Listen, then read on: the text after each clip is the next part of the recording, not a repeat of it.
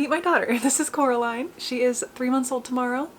So yeah, finally getting around to filming this video, this birth vlog of how she came into the world. I'm just gonna have her sitting here with me while I tell her birth story. Oh, that's all right. What are you doing? Oh, that's an angry face. You're supposed to show them how good of a baby you are. I know you're overtired though, so I understand. I'm gonna drool in my hair. Thank you. She's kind of a loud eater. If you hear gulping, that's her. She's smiling at me right now and it's really cute. I wish you guys could see it, but you would see my full tit. So anyways, before my lighting gets crazy, I've got to get through this video. So I took some notes of basically my whole experience before I gave birth, the birth itself, my labor, and then just kind of how it's been since then. And I took these notes while everything was still like fresh in my mind because it's been 3 months now. I have a horrible memory. I am happy to say that this is like a really positive experience. My birth and everything was really positive. Corey did get some footage while we were in the hospital before I gave birth while I was having contractions. Don't worry, Michael Scott's looking down on you. Thank God.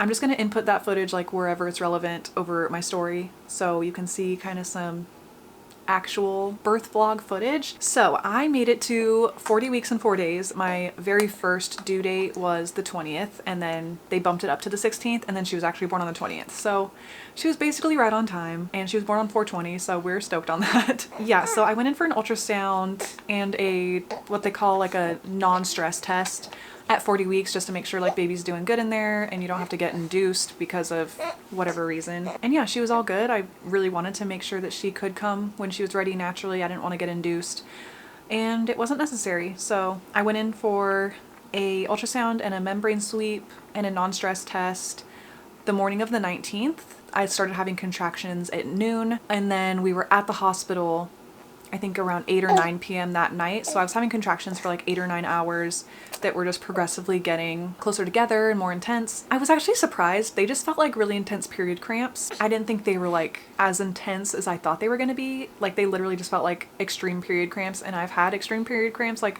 my whole life. So it wasn't anything like that I couldn't handle.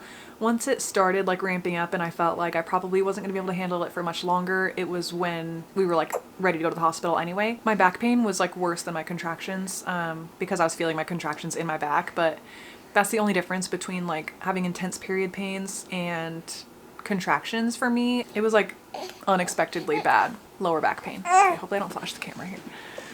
Okay, good. My contractions, like my stomach kind of turned into a square.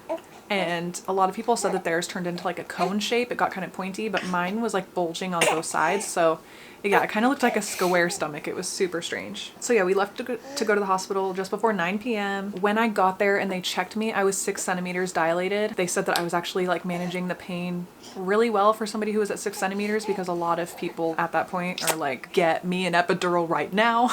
Or they're like screaming in pain because they're doing it naturally. Basically, by the time I got to the hospital, I was like, yeah, I'm ready for the epidural. You can go ahead and call your guy, like get him on the way. My contractions were definitely getting more and more intense. And I just kind of had that mindset of like, he's on his way. The anesthesiologist, I cannot say that word, so sorry if I butchered that. By the time I got the epidural was really when it started to get to a point where I felt like I wasn't gonna be able to handle it much longer, but I got it and then everything was peachy, which is exactly what I hear, which is why I ended up going for the epidural. I just knew it was gonna be a lot less stress and anxiety if we were both just kind of hanging out waiting to be able to push. I literally think that's why my birth was so amazing and so stress-free and nice. I don't know how far I was at that point. If I was like more dilated than 6 centimeters, I don't really know. I got a catheter put in. Yeah, after the epidural, I couldn't leave my bed or anything. And then at 1 a.m., so I was asleep for, I don't know, at that point, maybe an hour. It's not like I fell asleep right at 11 after getting the epidural. So I was asleep for a little bit, but my water actually broke on the hospital bed. I was asleep when it happened, so it startled me and Corey awake because we heard this giant like pop noise. It was wild and I just felt like this gush. But I was pretty numb down there, not completely numb. I thought that I really wasn't gonna be able to feel my bottom half, but I could still like move my legs by myself and stuff. Maybe that's just like a redhead thing, needing more painkillers. I like called the nurse and she rushed in because I was like, I don't know if my like catheter popped out, if my water just broke, I don't really know. And she came in and she was like, wow, yeah, your water definitely broke. There was fluid everywhere. It was funny. Yeah. I get distracted normally when I film, but How am I not supposed to get distracted by you? So it was at 4 a.m. that they checked me and I was fully dilated. She was like, okay, let's go ahead and do some practice pushes so that you get like a feel for what it's going to be like when you're actually pushing. We did a single practice push and the nurse was like, okay, no, we're not going to do any more of that. In fact, we're going to go ahead and close your legs. Your baby's head is right there. So I'm going to make sure the doctor is on her way. He saw her hair. Apparently it's I saw her hair. It's very dark, but we'll see. I'm like shaking. I'm so excited. I'm like nervous. Yay! The doctor got there within like 20 minutes. She like came into the room and she was like, do I have time to go pee? And I kind of just looked at her like, like, you're the doctor. I've never done this before. So I was like, I think so. And she's like, okay. So she ran and went pee. And then she came over and once I got a contraction, we started pushing. And she was out in 3 pushes. Less than 10 minutes. You just popped right out, huh? Oh, you're so beautiful. I know. Gosh. I did it! She was born at 4:58 a.m. on 4/20, 9 pounds, 11 ounces. She was 20 inches long. She automatically did not fit into newborn diapers, so she went straight to size 1 diapers. There was some newborn clothes that she fit into, but only like the kind of baggier newborn stuff. And now she's gonna be 3 months old tomorrow, and she's in 3 to 6 month clothes, so she's a big girl. When she came out, she had a full head of hair, and she just looked like a little baby. She didn't really look like a newborn. You ready to sit up? Okay. Speaking of a full head of hair, I was like, oh my gosh, she has so much hair and it's so dark. She has amazing like neck strength already. She can hold her head up by herself. She's almost sitting up by herself already, almost already rolling over. My little overachiever, aren't ya? Right now she is like very overtired. She is due for a nap. She is a freaking champ at nursing. She immediately latched perfectly. She nursed for over an hour the very first time that she nursed. Her big fat baby head did make me tear quite a bit, so the recovery was a little bit rough, I'm not gonna lie. I think I bled for like 2 months, had to wear a pad and like all of the things. In fact, I meant to bring the size of the pad because I had an extra one that I never used that's just in my bathroom. I meant to bring it in here to show you guys how insanely huge they are. When I first saw it, I was like, is that really necessary? And it was very necessary, let me tell you that much. They provided all that stuff at the hospital, and then I ended up repurchasing another pack of the Tux cooling pads and the Dermaplast spray because I ran out. So the only thing that surprised me about like labor, I hadn't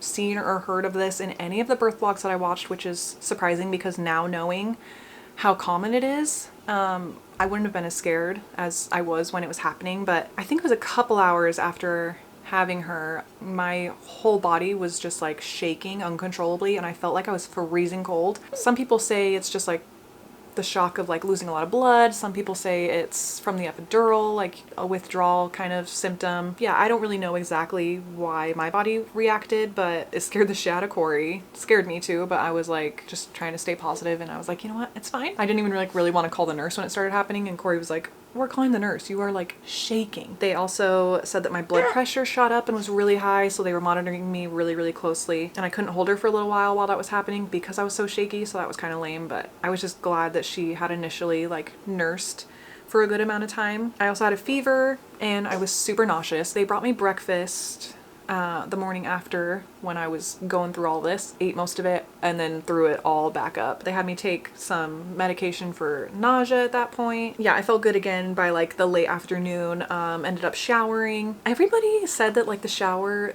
is like the best thing ever. Maybe it's because I didn't bring my own shower stuff, but I disagree. You want to sit forward? Now you guys can look at her cute little face if she stays content like this. So anyways, yeah, when I took a shower, they had this like 3-in-1 shampoo, conditioner, body wash stuff. It made my hair feel like trash. I don't know, I just was still feeling like really groggy and weak, and I just didn't really want to be like standing in a shower. It did feel good to like rinse off because like I had blood on me and was like sweaty, but I didn't really feel super clean after that shower because I just kind of rinsed off. It's not like I had like a loofah or anything to like scrub my body, so it was just like a rinse and a shitty hair wash. But I guess it was better than no shower because I did have to stay an additional night. They had to monitor me essentially after the shakes and the blood pressure and all that. The only thing they had to monitor on Coraline was her blood sugar. So she had super regular everything, vitals and all of that. They just gave her like this pasty like sugar mixture just to get her blood sugar up, and then she was totally fine. So I personally though had my blood drawn 3 separate times over 2 days. I think I pulled 3 all-nighters with maybe like an hour or 2 sleep within those 3 nights. Mama was tired night 3, and being in such like a zombie state, I woke Corey up and I was like, can you hold her for just like a few minutes? And he's like, yeah, of course. I just crawled into bed and went to sleep. But I don't remember that at all. I was exhausted. But the first 2 nights, I didn't even really feel tired. It was really weird. And then like the 3rd night, it all hit me at once and I was like, oh my God. So I finally checked my phone. I hadn't had my phone on me for a long time. I didn't honestly even really think to check my phone, but finally checked it, took some pictures of her, and I was getting blown the fuck up because I told my mom and my sister that we were on the way to the hospital, and then they hadn't heard from me, so they like thought I died. I honestly was just like on another planet. I wasn't even thinking about anybody else except her and Corey and me. That's literally where my head was at. She got her 24-hour tests, which is basically just like the vitals all over again. She got her blood drawn from her foot and she freaking hated it. She had her first bath that morning, which I got footage of, so I'll insert some of that. I'm pretty sure she's gonna have curly hair. It's just not long enough to actually curl yet. But her first bath, I'll insert a picture too. It was literally standing straight up. My cat, she was being very avoidant, literally pretending that she did not exist. She like sniffed her, was just like, what the hell is that? Walked away, and then did not pay attention to her for maybe a month. Now she'll like put her paws on the side of the rocker, just kind of check her out. I think it's finally clicking now that's like 3 months in that she's here to stay, and Zin will kind of like look at her like, are you a person? You should take a nap. You're so, yeah, see, you're so tired. When you're in the hospital, they seriously come and bug you so much that we were just like over it. We were very ready to go home by the time we went home. She was 2 days old when she had her first pediatric appointment, and at that point she had gone down to 8 pounds and 13 ounces, which is totally normal for them to lose a little bit of their birth weight like right after they're born. She was cleared to do tummy time at 2 days old. She's just so strong, huh? So strong and smart and beautiful. I made sure to wear like transfer-proof lip stuff so that I could still kiss her head, because it's impossible for me not to. That's also the same day that my milk came in. So up until that point, I just had the colostrum, the thick like pre-milk essentially. And yeah, then my milk actually came in because I started noticing like my boobs leaking and stuff. I'm sure her cluster feeding for 2 nights straight got that going. After night 3, she started sleeping in like 2 to 3 hour stretches instead of like waking up every single hour. So that was really nice. I never thought I would be so grateful for like a 2-hour stretch of sleep, because it was literally like half an hour, maybe an hour and a half. So once I actually hit that 2 to 3 hour stretches, like I started to feel like a human again. The apps that I used to track the contractions was called Full Term, and then the first week of her life I used the app Glow Baby to track her feedings and diaper changes. I was so brain dead that I couldn't remember like the last time I fed her, so it was really, really important for me to like keep track on the app to make sure I wasn't going too long or whatever. Oh yeah, oh my gosh, I did want to include a little TMI moment.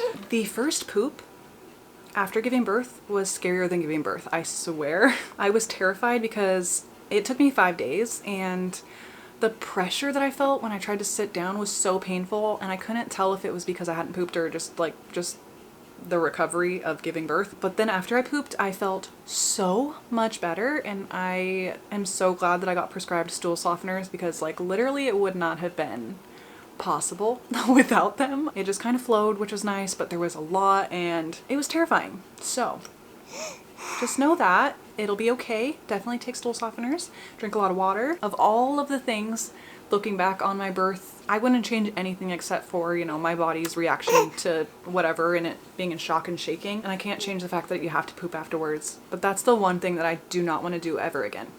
It was so scary. But anyways, yeah, that's basically it. Wow, what a way to end it. She is the love of my life. I cannot even tell you guys how obsessed I am with this little person. She's starting to like babble and like try to communicate with us. She's just so wonderful. We're just so obsessed with her. She gets the biggest smile on her face every single time she sees her dad. It is honestly ridiculous. I should call him in here so that you guys can see how enormous of a smile she gets when he comes in here. In fact, I'm gonna do that at the end of this video. You love your mama, but you love your dad. The first time I tried to film this birth vlog, it literally took me 7 hours to try to get ready. Having a little child, even when she's amazing and content like she is so much work, but I would not trade it for the world. She's just perfect. So, oh my gosh, finally she's falling asleep now that the video is over. Ain't that just the way? And I was gonna show you guys how big she smiles for her dad, but I guess we'll have to show that in another video. It's still so surreal to me that she is real.